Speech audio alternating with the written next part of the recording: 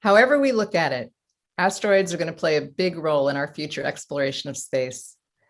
They're cosmic time capsules from the birth of the solar system, and they contain resources that can be used in our exploration of the wider solar system. But to get at those resources will require technology and techniques that currently sound a lot like science fiction. I'm Lynne Dittmar, Executive Vice President for Government Affairs, Axiom Space, and formerly CEO for the Coalition for Deep Space Exploration. And in this panel, we're going to talk about the future of exploration, utilization, and commercialization of space, and what that means in reality. And to do that, I'm joined by Mathias Link, Director, SpaceResources.lu International Affairs for the Luxembourg Space Agency, and Interim Director of the European Space Resources Innovation Center. Franco Ongaro, Director of Technology, Engineering and Quality for ESA. Ruy Pinto, Chief Technology Officer for SES. And Anousheh Ansari, Private Space Explorer and CEO of the XPRIZE Foundation. Mathias, I'm going to start with you. When people hear the term space resources, they may think of precious metals that cost a lot on Earth, but it's more subtle than that. So what do we really mean when we say space resources? Thank you, Marilyn. Yeah, it's indeed much more subtle than looking for the typical golden asteroid that is often mentioned in connection with space mining. Space resources do not only include precious metals, but metals in general, and also various gases and water. And in the short term, it is about using them in space rather than bringing them back to Earth. So we can imagine today that these resources will be used for various applications in space, both supporting, as you said, the further exploration of our solar system, but also laying the basis for the future space economy. And to give you some examples, for example, water and oxygen can be used as life support for astronauts. Oxygen and hydrogen can be used as propellant for rockets and for spacecrafts, for example, allowing in-orbit refueling and more generally in-orbit servicing of satellites. And metals and regolith from the moon, but also from asteroids, can be used for building various infrastructures or housing, but also for manufacturing equipment like solar panels or larger antenna. So in general, we believe and we are certain that all of this will allow us to be less dependent on expensive launches from Earth, allowing a more sustainable and more efficient space economy and more generally space activities to the benefit of everyone. So that is a lot. It's a mouthful that you just said. What are the main goals for the European Space Innovation Research Center? Yeah, the European Space Resource Innovation Center, in short, ESRIC, it's a joint initiative between the Luxembourg Space Agency, the European Space Agency, and the Luxembourg Institute of Science and Technology. And it's a new innovation center that we launched in Luxembourg in last year, in 2020. And it's for us a further step within the SpaceResources.lu initiative that we launched in 2016, 5 years ago. And overall with ESRIC, we aim to establish an internationally recognized center of expertise, specifically for scientific, technical, but also business and economic aspects related to the use of space resources, both for human and robotic exploration, but also for a future in-space economy. And we will cover different aspects in ESRIC, and I do not have time to detail them, but we'll try to establish research and labs all along the value chain of research of space resources. We will launch a dedicated startup support program to support startups in this domain and also enable commercial partnerships. We also work in bringing together the European and worldwide community around this topic in Luxembourg, for example, with events like the Space Resource Week that we recently organized with more than 1,000 participants. And we'll also work on different tools to establish a knowledge management base to get track this rapidly evolving field of space resource utilization. So with a program that's as broad as that program is, it sounds tremendous. How much of a focus do you actually have on asteroids specifically? Yeah, very specifically with ESRIC, we really want to focus on all different locations where resources can be used and can be brought to applications. So both the moon and asteroids, but later certainly also Mars. And actually we have already today an experiment on Mars that is using the Martian atmosphere to produce oxygen on a NASA mission. But it is also undeniable that there's a strong focus right now on the moon and its resources, with a lot of different missions that are planned, both private and public. However, in the medium term, we are quite sure that the focus will also shift again more to asteroids, because of course they have also some advantages like low gravity, some of them very near the Earth. And so for some resources, it might be actually much easier to access them on asteroids. And overall, and of course, that's also why we talk about space resource utilization in the context of Asteroid Day, there are a lot of synergies between space resource utilization and planetary defense in terms of getting a better understanding of the location and the different properties of asteroids. Thank you. We're looking forward to seeing your work as it continues to evolve over decades. It sounds like you certainly have a extensive program. Franco, turning to you, can you tell us about ESA's space safety program? Yeah, when working on new missions, we looked at missions to detect and alert from solar flares, so that would be space weather missions. As you point out, the environment around the Earth is part of our environment, so clean space and keeping our orbits clean and sustainable for the future. And as part of this program, another mission was a long-studied one, but finally restarted thanks to NASA, the one that will protect us from strikes of asteroids, and that is the Hera mission. So these three missions, Adrios for capturing and re-entering a piece of debris, L5 for space weather, and Hera are constituting the first three missions of the space safety program, which is really looking at safety from threats from space. So asteroids are part of that larger space environment, right? And when we talk about space safety, sometimes it doesn't really occur to people that we need to be thinking about space as an entire environment and very dynamic environment.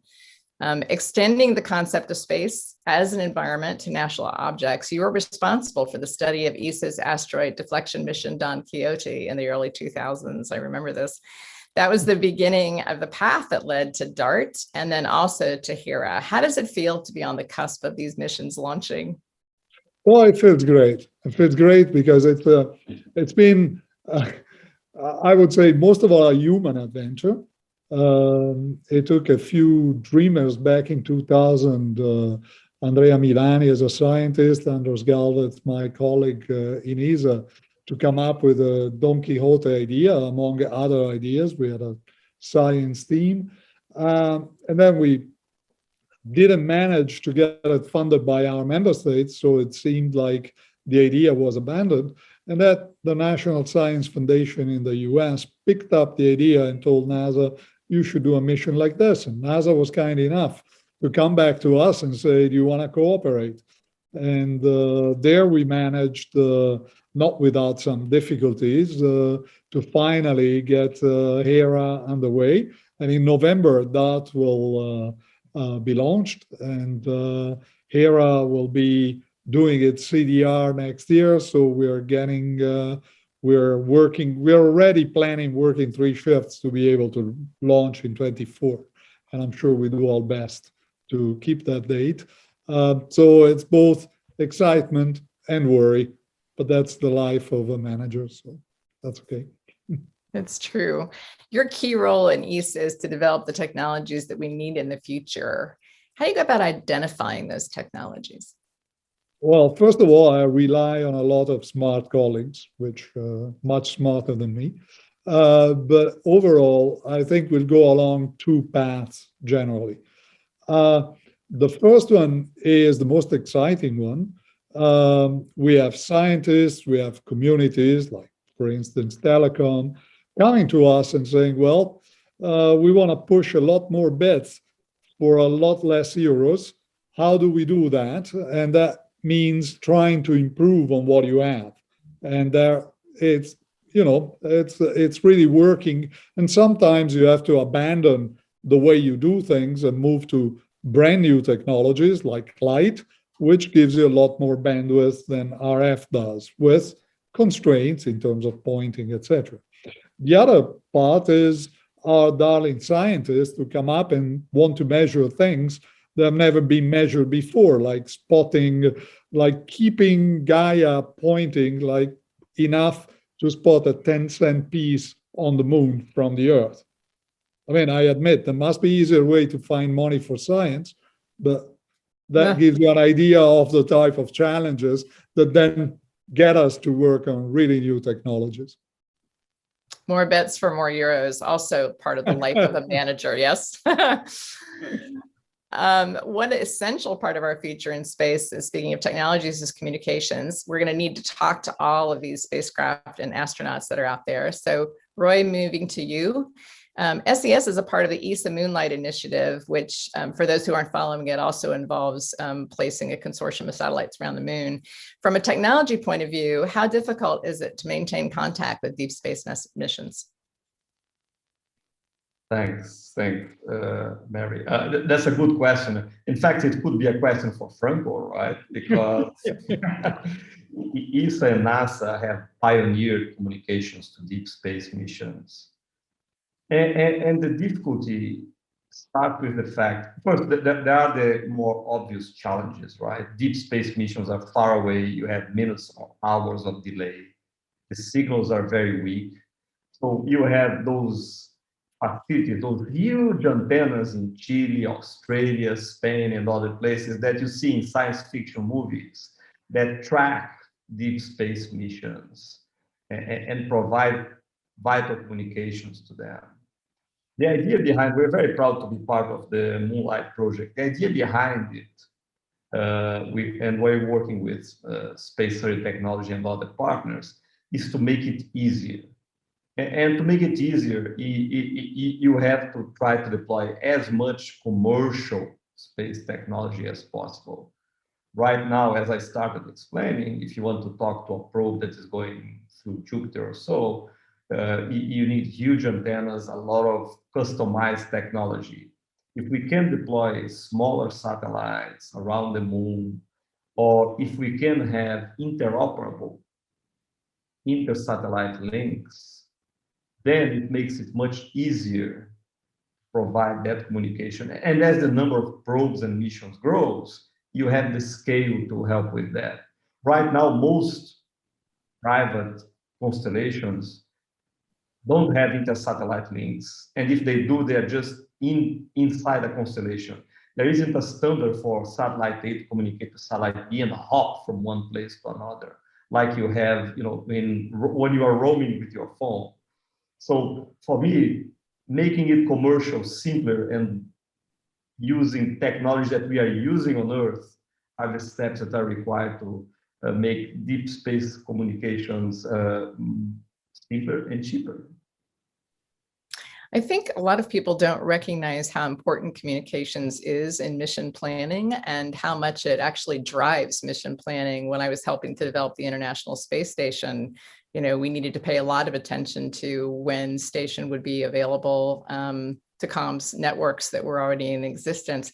What lessons from Earth's satellite communication networks can we apply to deep space exploration, do you think? There are a number, and it wouldn't be fair to say that they all come from space, right? We shouldn't be afraid of telling that we borrow the technology that is used in other areas. So, for example, at SES, we are creating a multi-orbit architecture that is interoperable. The satellites can talk to one another, and if you are a customer on Earth, it shouldn't matter if you are using a low Earth orbit, medium Earth orbit, geo-Earth orbit, moon, whatever satellite you're using, it should be transparent. And the way to make that transparent is to have a software layer that will standardize and make the assets that you're using transparent to the asset that needs that communication. What SES and other companies are doing is investing in software automation, AI, and developing standards that allow us to hop from orbit to orbit or from constellation to constellation seamlessly for the customer, the user, or the mission. That's where we have been investing. There's a lot of innovation around that because there aren't any standards. So sometimes we can borrow standards. We look at 5G, part of the satellite industry is looking at 5G and seeing how it can make itself interoperable, and part of the 5G and 6G architecture. We have developed software that makes our MEO satellites, medium Earth orbit, geo satellites, geostationary orbits, transparent to our system and to the users. That's for me the key. The key is on making it software programmable. And given that key, there's a lot of satellites that are being planned and launched now around Earth. How do you see that impacting connectivity on Earth space and also communications with other possible exploration targets? There is a good and a bad side to that, as many of us in the industry know. Space is a scarce resource. It's one of the common goods that the United Nations has defined. If we are not careful, certain orbits will become congested. And if we have a collision or collisions, they may become unusable. We have a mathematical model that will predict that. So we have to develop guidelines, standards that are enforceable, that keep that ecosystem, that preserve that ecosystems for us to use. So the bad side is that there isn't a lot of regulation. There are some guidelines, but they are not internationally accepted. The good side is that there is a ton of technology coming. I was mentioning software-defined satellites, we call them STFs, and you look at new constellations in any orbit, most constellations are trying to make their satellites programmable so that you can update them without having to launch another one. So a mix of technology coming, making satellites programmable and more flexible and maneuverable, and international standards that are agreed and enforceable between agencies and administrations, those two coming together will make sure that we can use for quite a long time and we can still see the stars, we can communicate, and we have better and pervasive space-enabled communications on Earth. And all this goes back to, Franco, what you were talking about with regard to thinking about space as an environment, really. And then also, Mathias, we're going to need a lot of that innovation that you're working on. There was a time, though, when space exploration was the sole province of national space agencies of large countries such as the US or Russia. Now, however, advanced technology and techniques are allowing smaller countries and private companies to reach beyond the Earth. This creates a competitive environment for businesses to innovate. The XPRIZE fosters this sense of competition as a way of driving innovation. Anousheh, how does the XPRIZE view space and its value to Earth? Mary, if you know our origin story, our start comes from space. And when my family and I sponsored the first competition that was actually pushing the boundaries of commercialization of space, hoping that it will bring a new generation of space explorers and also space innovators. And it proved to be very successful. And at the center of that, it was a belief that we will do better if there is more collaboration between the public sector and the private sector, and working with the space agencies to bring them together and see the private resources as a way to be more efficient, to have more ideas, and sort of expand the lens of how we can explore space and become spacefaring species altogether. We have since then launched other space exploration competitions, the Google Lunar XPRIZE. We call it our most successful failure because the prize was not won, but it really spurred so much excitement around the globe, where teams were formed in countries that didn't have a space program, and those teams sort of became the center of a space program that is now flourishing. Many of the teams who did not win, their technologies that are now developed further are being used by the space agencies. So it's very exciting to see how the competition can really broaden the horizon of where space innovation can come from. So we continue to push the boundaries and looking at ways that we can use the tool of the competition to find more solutions that opens up more of the space to everyone here on Earth.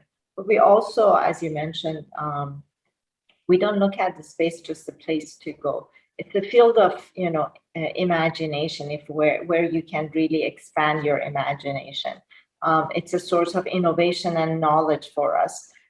When we are anywhere we want to go, we look at a map, and the first thing we want to do is find ourselves on the map. And we have an immense map of this universe that we're still charting, and we want to find our place in it. And I think exploring it, learning about it, using its resources to better our world, to better understand our own world and our place in it, and how we can preserve it. It's all areas that XPRIZE and our work in space will try to push further. Thank you for that. Did your time in space change your vision of the future and how technology in space can be a part of that future? It did, because I had this amazing experience of flying with someone who was my station commander, who's now part of Axiom Space. So you know him, Mike LA. And he didn't see any value in commercial space programs. And, so before my flight, we had these conversations, debates around it. And through the time we spent together on space station, and by the time I returned, I managed to open a window in his mind. So to me, there were many people where bringing commercial space partners into the program was something that they didn't think it's a good idea. And a lot of them have changed. And we've seen now the rate of innovation has accelerated significantly because of those partnerships. Are they perfect? No, nothing is perfect. But it's a great start. And when I was on the space station and looking at technologies around me and coming from a technology background, being a tech entrepreneur, I could see the difference between what's available and accessible to the astronauts and the space program is so far apart from what others are using, the innovations that are in the other industries. So I saw a great opportunity of giant leaps if we collaborate more. And it was necessary because you open your lens when you're on space station, you can see our planet as a whole, and you understand our interconnected ecosystem, and you really feel the fragility of our environment. So it becomes apparent and essential to create more collaborative programs around the globe, and for the different space agencies and countries and government to work better together, because there's so much to be done, so little time.